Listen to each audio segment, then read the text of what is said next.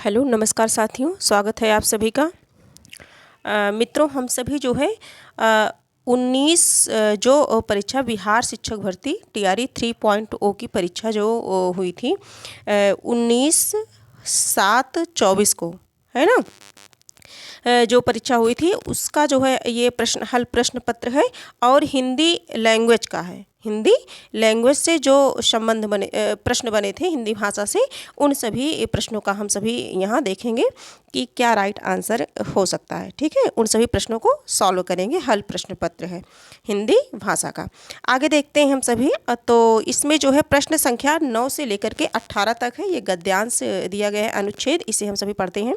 निम्नलिखित अपठित गद्यांशों को ध्यानपूर्वक पढ़िए और दिए गए प्रश्नों के सही विकल्प चुनकर उत्तर पत्रक में चिन्हित कीजिए। तो गद्यांश हमारा एक है, आदर्श व्यक्ति सद्कर्मों में आस्था रखता है, इसी में वह अपने जीवन की सार्थकता समझता है। उसके जीवन का प्रत्येक क्षण सद्कर्म में ही व्यतीत होता है। विश्राम और विनोद के लिए उसके पास निश्चित समय रहता है। वह शेष समय समाज के उत्थान में लगाता है। उसके जीवन में आलस्य के लिए कोई स्थान नहीं होता। विपत्तियों में भी वह अपने चरित्र का सच्चा परिचय देता है। धैर्य रूपी कुदाल से वह बड़े बड़े संकट रूपी पर्वतों को निर्मूल कर देता है। उसकी कार्यकुशलता देखकर लोग आश्चर्य विमूढ़ हो जाते हैं। आगे देखते हैं। वह परिस्थितियों का दास नहीं होता, परिस्थितियां उसकी दासी होती हैं। इस अर्थ में उसका चरित्र प्रशंसनीय होता है कि वह धैर्य से अपने सारे संकट दूर करता है। तो ये जो पैसेज हैं, इन पैसेज से जो है प्रश्न बने हैं, इन प्रश्नों को हम देखते हैं। प्रश्न है हमारा 9 नंबर का प्रश्न है, आदर्श व्यक्ति किसमें आस्था रखता है। ऑप्शन है सद्व्यवहार में, बी है सद्कर्म में, सी है प्रेम में, डी है उपयुक्त में से एक से अधिक, ई है उपयुक्त में से कोई नहीं। तो जो आदर्श व्यक्ति होता है वो किस में रखता है, सद्कर्मों में आस्था रखता है। आदर्श व्यक्ति सद्कर्मों में आस्था रखता है, पहली ही लाइन है हमारी। तो इसका जो करेक्ट आंसर हो जाएगा हमारा, ये हो जाएगा बी। ठीक है, सद्कर्म में विश्वास आस्था रखता है। अगला देखेंगे, प्रश्न संख्या 9 देखेंगे, लोग आश्चर्य विमूढ़ क्यों होते हैं। ऑप्शन है आदर्श व्यक्ति का साहस देख करके, बी है आदर्श व्यक्ति का ज्ञान देख करके, सी है आदर्श व्यक्ति की कार्यकुशलता देख करके। तो ये अभी हम सभी को पैसेज में मिला था और पैसेज से ही ये प्रश्न बने हैं। इनका आंसर पैसेज के अकॉर्डिंग ही देना है। तो इसका जो है आंसर क्या हो जाएगा, सभी मित्र समझ गए होंगे। इसका आंसर हो जाएगा, करेक्ट आंसर इसका हो जाएगा आदर्श व्यक्ति की कार्यकुशलता देख करके। करेक्ट आंसर सी हो जाएगा। अगला प्रश्न देखते हैं हम, प्रश्न संख्या 11 देखते हैं कि जो है किस अर्थ में आदर्श व्यक्ति का चरित्र प्रशंसनीय होता है ना। तो इसका जो करेक्ट आंसर हो जाएगा वो हो जाएगा वह धैर्य से संकट को दूर करता है ऐसी परिस्थिति में। आगे देखेंगे हम सभी। प्रस्तुत गद्यांश का उपयुक्त शीर्षक है। तो जो इसका उपयुक्त शीर्षक है, प्रश्न संख्या जो है 12 देखेंगे कि इसका उपयुक्त शीर्षक क्या है। तो ये है सद्कर्म है। क्या है, सद्कर्म। करेक्ट आंसर ए हो जाएगा। प्रश्न संख्या 13 देखते हैं, आदर्श व्यक्ति के जीवन में किसके लिए स्थान नहीं होता है। तो आदर्श व्यक्ति के जीवन में पैसेज के अकॉर्डिंग है, आलस्य के लिए स्थान नहीं होता है। ठीक है, करेक्ट आंसर सी हो जाएगा। अगला देखते हैं हम सभी, प्रश्न संख्या 14 देखते हैं। ये 14 नंबर का जो प्रश्न है ये फिर से गद्यांश आ गया।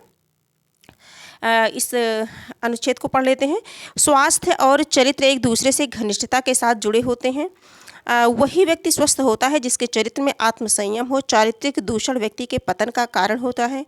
आत्मसंयम को चरित्र की सीढ़ी कहा गया है। इसी सीढ़ी के माध्यम से कोई व्यक्ति उत्तरोत्तर विकास की यात्रा तय करता है। व्यायाम को स्वास्थ्य का सहोदर कहा गया है। व्यायाम को स्वास्थ्य का सहोदर कहा गया है, ये प्रश्न बना भी है। यही किसी व्यक्ति की काया और चित्त को निर्मल और नीरुज मतलब रोग रहित बनाता है। चरित्र की रक्षा का अर्थ है काया और चित्त को विभिन्न दूषणों से मुक्त करना। काया का मतलब होता है शरीर, है ना। काया और चित्त को विभिन्न दूषणों से मुक्त करना। आगे देखते हैं, प्रश्न देखते हैं, किसी व्यक्ति का विकास किस पर आश्रित होता है। प्रश्न संख्या जो है 14 है, किसी व्यक्ति का विकास जो है किस पर आश्रित होता है। तो वो होता है आत्म संयम पर। करेक्ट आंसर हमारा सी हो जाएगा। प्रश्न संख्या 14 का करेक्ट आंसर सी हो जाएगा। प्रश्न संख्या 15 देखते हैं हम सभी। जो 15 नंबर का प्रश्न है ये है कि जो है विभिन्न दूषणों से मुक्त होने का अर्थ है, विभिन्न दूषणों से मुक्त होने का अर्थ है कि चरित्र की रक्षा, चरित्र की रक्षा। करेक्ट आंसर हमारा ए ही हो जाएगा। अगला देखते हैं, स्वस्थ व्यक्ति का लक्षण है, ऑप्शन दिया है आत्मसंयम है, बी है अपार संपदा, सी है अत्यधिक बल, डी उपयुक्त में से एक से अधिक, ई उपयुक्त में से कोई नहीं। तो जो 16 नंबर का प्रश्न है, ये स्वस्थ व्यक्ति का लक्षण क्या है? आत्मसंयम है। क्या है? आत्मसंयम। करेक्ट आंसर ए हो जाएगा।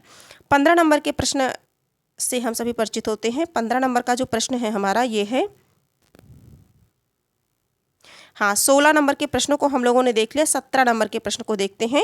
स्वास्थ्य का सहोदर है तो क्या है? व्यायाम है। स्वास्थ्य का सहोदर व्यायाम। हमारा करेक्ट आंसर क्या हो जाएगा? व्यायाम हो जाएगा। अगले प्रश्न पे हम चलते हैं। व्यक्ति के पतन का कारण है ना? तो व्यक्ति के पतन का कारण क्या है? चारित्रिक दोष है। करेक्ट आंसर हमारा बी हो जाएगा।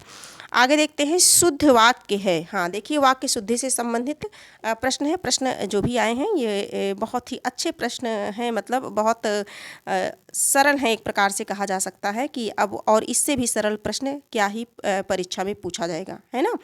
तो प्रश्न को देखते हैं हम सभी कि इसमें जो है शुद्ध वाक्य है, और ये शुद्ध वाक्य आप सभी को बताया भी गया था, पढ़ाया भी गया था, है ना? कि जो है इसमें पूछ लिया गया है। देखिए, वह ने ही कहा, तो ये नहीं होगा वह ने ही कहा, नहीं, उसने ही कहा, उसने कहा ऐसे कह सकते हैं, उसने कहा, तो ये गलत हो जाएगा हमारा। ताज़ा गाय का दूध पीना चाहिए, तो ताज़ा गाय नहीं, गाय सभी एक जैसी हैं, गाय ताज़ी नहीं बल्कि दूध हमको ताज़ा पीना चाहिए, तो ताज़ा दूध है ना पीना चाहिए, तो इसलिए ये गलत हो गया। गाय का ताज़ा दूध पीना चाहिए, इस तरह से हो गया। वह किताब लाया, तो हमारा करेक्ट आंसर ये हो जाएगा सी, वह किताब लाया। यही वाक्य हमारा शुद्ध है, बाकी दोनों क्या है? अशुद्ध हैं। तो 20 नंबर के प्रश्न को देखते हैं। शुद्ध शब्द है, शुद्ध शब्द पूछा गया है, कौन सा है? ऑप्शन ए है अनाधिकार, बी है अनधिकार, सी है अनधिकार, है ना? उपयुक्त में से एक से अधिक, उपयुक्त में से कोई नहीं। तो ये जो 20 नंबर का प्रश्न है, हमें शुद्ध बताना है, तो करेक्ट आंसर हमारा बी हो जाएगा, अनधिकार। अगर हम इसे अलग करेंगे तो अन प्लस अधि, है ना? अधि प्लस क्या हो जाएगा? कार हो जाएगा। इतने से बना है, तो अन भी उपसर्ग है हमारा और अधि भी उपसर्ग है ना? तो अन क्या है? ये हलंत है। हलंत जिसमें लगा रहता है वो पूर्ण नहीं होता है, यानी कि इसमें जो है ये आधा है अन, और जब अधिकार हो जाएगा, क्या हो जाएगा? अधिकार, है ना? अधिकार में जब अन हम लगा देंगे तो जो ये आ है हमारा इस ना में मिल जाएगा, ये ना हमारा पूरा क्या हो जाएगा? कंप्लीट हो जाएगा, हलंत हट जाएगा, है ना? तो इस प्रकार से क्या बन जाएगा? अनधिकार बन जाएगा। हमारा शुद्ध शब्द क्या होगा? अनधिकार होगा। ठीक है, अब इसमें किसी प्रकार का संदेह नहीं होना चाहिए, अनधिकार होगा। तो करेक्ट आंसर हमारा बी हो जाएगा। जिसने भी लगाया है वो जो है सही लगाया है। आगे देखेंगे, हाँ 21 नंबर, प्रश्न संख्या 21 देखते हैं हम सभी। 21 नंबर, भाववाचक संज्ञा है, तो भाववाचक संज्ञा है।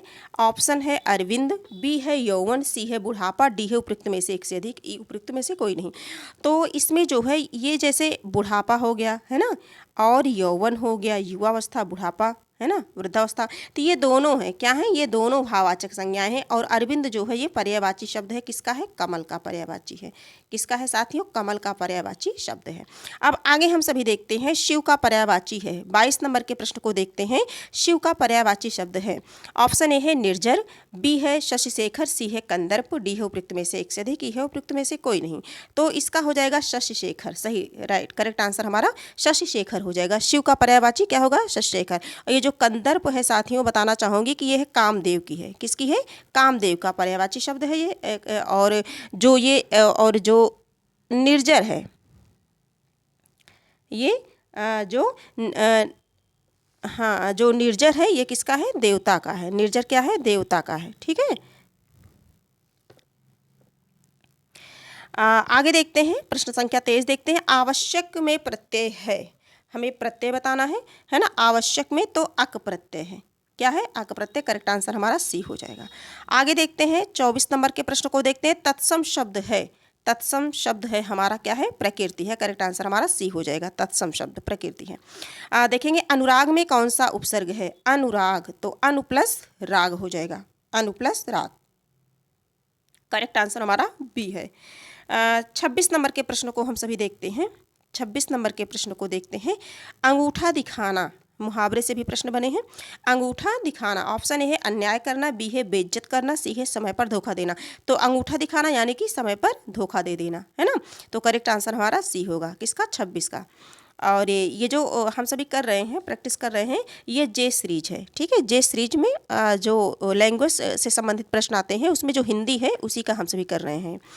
और इसके बाद है अत्यधिक शब्द में कौन सी संधि है। संधि से बहुत ही इजी प्रश्न पूछा गया, जैसा बताया गया कि संधि कितनी है, 3 है। संधि के कितने भाग हैं, 3 है। स्वर संधि हो गया, है ना, स्वर संधि हो गया, और दूसरा क्या हो गया, व्यंजन संधि हो गया। क्या हो गया, व्यंजन संधि हो गया। और तीसरा क्या हो गया, विसर्ग संधि। क्या हो गया, तीसरा विसर्ग संधि। संधि के कितने भेद हैं, 3 भेद हैं, स्वर, व्यंजन और विसर्ग। तो जो स्वर है इसके 5 भेद हैं। इसके कितने भेद हैं, 5 भेद हैं। पांचों में से एक है यण संधि, अत्यधिक, है ना, यण संधि। ये स्वर संधि का ही, उसी का ये है, ये उसी का है। तो किसके अंतर आ गया, स्वर संधि के। तो हमारा करेक्ट आंसर क्या हो जाएगा, बी हो जाएगा, स्वर संधि। क्या होगा, स्वर संधि होगा, ठीक है। आगे हम सभी देखते हैं 27 नंबर का प्रश्न हमारा जो है कंप्लीट हो गया। यण स्वर संधि है, कहने का मतलब है स्वर संधि के अंतर्गत जो एड़ स्वर संधि है, इको एड़ची, है ना, सूत्र है उसका, उसके अंतर्गत ये अत्यधिक शब्द है। आगे देखेंगे 28 नंबर के प्रश्न को देखेंगे। सम्मुख का विपरीतार्थक है। विपरीतार्थक का तात्पर्य है साथियों विपरीत यानी कि विलोम, जिसे हम कहते हैं, हम सभी क्या कहते हैं, विलोम, है ना, कहते हैं विलोम शब्द, तद्भव तत्सम, है ना, इस तरह से प्रश्न। तो जो विलोम शब्द है हमारा, तो विलोम से प्रश्न पूछा गया, विपरीतार्थक इसका उल्टा बताना है हम सभी को। तो सम्मुख का क्या होगा, जो है विमुख हो जाएगा। जिसने भी लगाया है सही लगाया है। तो सम्मुख का क्या होगा, विमुख होगा। सम्मुख का मतलब होता है सामने। क्या होता है, इसका अर्थ है सामने होता है, सम्मुख का मतलब सामने। तो करेक्ट आंसर 28 का ए हो जाएगा, है ना। 29 नंबर का प्रश्न हम देखेंगे। विशेषण है, ऑप्शन ए है जीवंत, बी है जीवंतता, सी है जीवनी, डी है उपयुक्त में से एक से अधिक, ई है उपयुक्त में से कोई नहीं। तो जो 29 नंबर का प्रश्न है ये हो जाएगा जो है जीवंत हो जाएगा। क्या हो जाएगा, जीवंत। करेक्ट आंसर हमारा ए हो जाएगा। क्या होगा, जीवंत होगा। जीवनी और जीवंतता ये दोनों संज्ञा है, ये दोनों क्या है, संज्ञा है। एक है ये जो जीवनी है, जीवनी यानी किसी भी व्यक्ति की जीवनी लिखी जा सकती है, किसी एक व्यक्ति का नाम लेकर के तो नहीं कहा गया है ना, जीवनी है। तो जीवनी हमारी क्या है, ये जातिवाचक है। ये क्या है, जीवनी जातिवाचक संज्ञा हो गई। और ये जीवंतता ये क्या है, भाववाचक संज्ञा है। क्या है, भाववाचक संज्ञा है, भाववाचक। तो इस प्रकार से जो विशेषण है ये क्या हो जाएगा, जीवंत हमारा विशेषण हो जाएगा। तो प्रश्न संख्या 30 देखते हैं, जो इस प्रैक्टिस का जो है आखिरी प्रश्न है। 30 नंबर के प्रश्न को देखते हैं कि श्याम सुंदर में समास है। श्याम सुंदर में समास है। तो ऑप्शन है कर्मधारय, बी है तत्पुरुष, सी है द्विगु, है ना। और पढ़ते समय हम लोगों ने जो है प्रत्येक टॉपिक पे बहुत अच्छे से प्रश्नों को किया था, है ना। तो ये प्रश्न देखिए, श्याम सुंदर समझ ही गए होंगे कौन सा है, कर्मधारय है ना। श्याम के समान सुंदर कौन सा समास है, कर्मधारय समास है इसमें। तो इसका करेक्ट आंसर हो जाएगा ए। तो हमारे जितने भी विद्यार्थी हैं, प्रतियोगी मित्र हैं, साथी हैं, वो सभी मिला सकते हैं। इसका जो आंसर है 30 प्रश्न 22 से लेकर के जो है 9 से लेकर के हम लोगों ने, है ना, 9 से लेकर के हम लोगों ने 30 प्रश्नों को सॉल्व किया इसमें। तो आज ये क्लास यहीं समाप्त होती है। फिर हम मिलेंगे अगली क्लास में। तो अगली क्लास में हम इससे संबंधित जो 80 नंबर के प्रश्न पूछे गए थे उन सभी प्रश्नों को और उनसे संबंधित व्याख्या को लेकर के, उस प्रश्न पत्र को लेकर के हम फिर आपके समक्ष उपस्थित होंगे। और तब तक के लिए मित्रों धन्यवाद। ये क्लास आपको अगर उपयोगी लगी हो, तो हेल्पफुल लगी हो, तो आप इसे लाइक कर दीजिए, सब्सक्राइब कर लीजिए और कमेंट में अपने सुझाव अवश्य लिखिए। फिर हम मिलेंगे, तब तक के लिए धन्यवाद।